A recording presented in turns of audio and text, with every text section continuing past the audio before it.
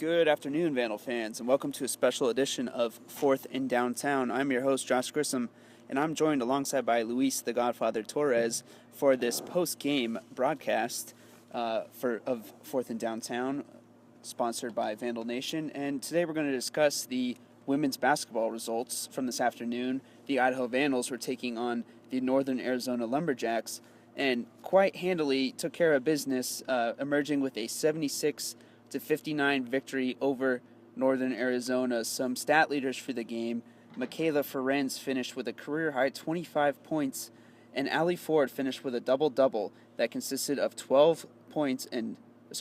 points and 12 rebounds. So, Luis, just kind of run me through this game. You know, we were both here covering it, and your thoughts going through the first quarter. It kind of swung the Lumberjacks' way a little bit. They had some hot shooting to start the game, but soon the Vandals were able to counter that. It was a relatively slow first quarter for Idaho, but defensively is where they really strided. It was pretty much a low-scoring game because keep in mind, going in, Idaho has scored 90-plus points in the last three. It was definitely not the case today, so they had to change up a little bit of stuff like offensively, defensively, because like Coach John Newley said in the press conference, he said that at first he wanted to guard Alyssa Rader, which was one of their top scorers for the Lumberjacks, and he kind of had to change the game plan rather than just have everybody trying to stop Rader, just have Allie Ford to be the one person that kind of play the role as far as not allowing Rader to score, and she did. Rader only scored 2 points, but none of them were from the field. It was mostly because of the free throw. So Allie's strong physicality, strong presence prevailed once again and led to her 18th career double tonight. Now, the Lumberjacks began the game with some hot shooting and actually finished the game shooting 9 of 15 from three-point range. Kind of surprising given the fact that they finished the game only with 59 points, don't you think? It is a surprise, but when you look at the stats, it seems like they had the strong first quarter. Then the second quarter kind of really told the story, and also the fourth, because they only shot 27.8 from the field in the second. As far as the 3-point line, they were 0 of 2. Even though they had that strong first quarter at 71.4 to Idaho's 2 of 7, 28.6%.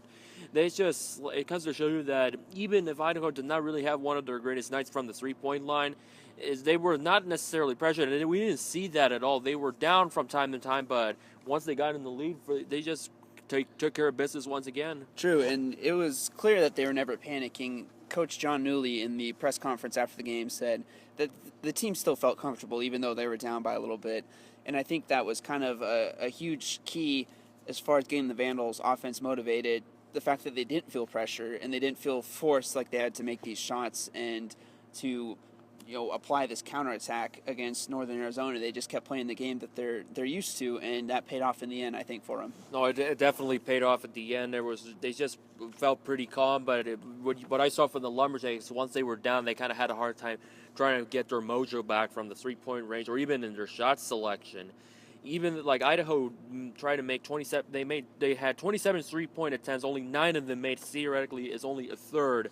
While Northern Arizona were 9 of 15. When you look at the numbers, you would think that Northern Arizona would probably have won the game, but it comes to show you even that the more baskets you make, it will really help, and that's what it was a huge detriment for the Lumberjacks.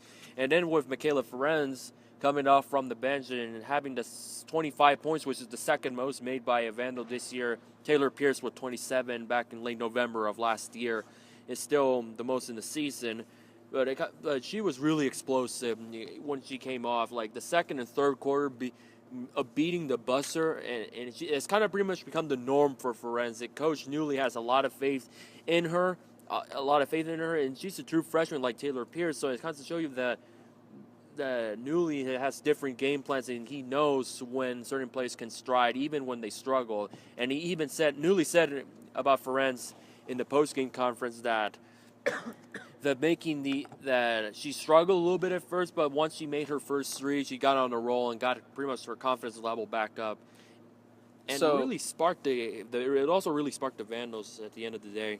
True. Kind of a balanced night offensively, even though Ferenz did have such a huge game. We have Christina Salvador with 12. We have Allie Ford with 15. Ferenz with 25, but then Renee Markiski with 10. So a little bit more balance. A surprising number right here. 22 minutes on the court for freshman Taylor Pierce. She only finished with 3 points, connected on one three-pointer, 1 of 6. Kind of a cold night from her. Generally, some of these freshmen have really stepped up for the Vandals in recent games. It kind of made an impact. We talked with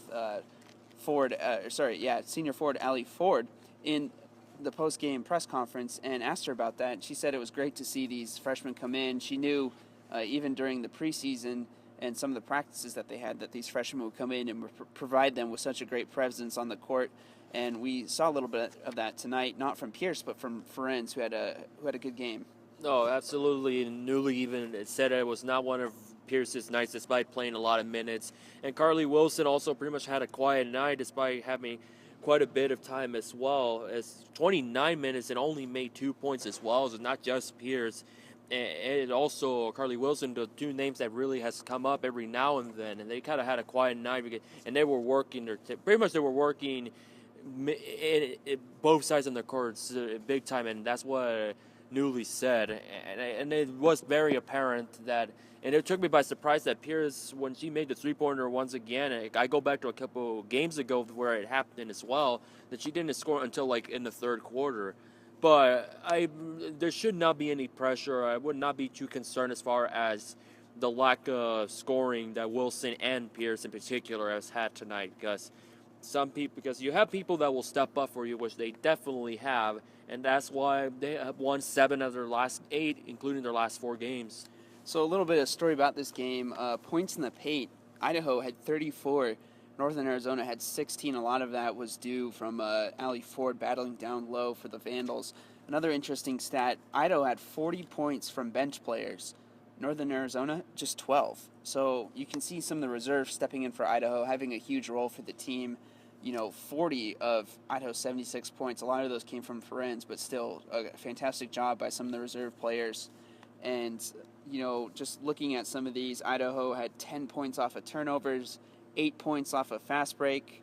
So just all around some solid play all across the court. Yeah, and I look back that turnovers was definitely a factor, and also how the Vandals were out rebounding the Lumberjacks was a huge difference for Idaho. And I think had it not been for those two, I think it would have been a different story. Because even though Idaho won in pretty convincingly, in a pretty convincing fashion yet again, could have been a different story had they not got those rebounds from both offense and defense. They were really aggressive on defense, and that's what one of my takeaways of tonight's game. Very true. Well, that's about going to sum it up for us as far as our post-game broadcast. We'd like to thank you guys for tuning in and listening. Be sure to join us next Saturday for another post-game conference. The men's basketball team will be returning to the Cowan Spectrum for another couple of Big Sky Conference matchups. They actually lost today to Northern Arizona by 2 points, 72-70. So they will be looking to rebound and kind of hold their place in the Big Sky Conference. But just again, thank you for tuning in to this edition of 4th and Downtown. I'm Josh Grissom, joined by Luis the Godfather Torres. Have a good day, Vandals.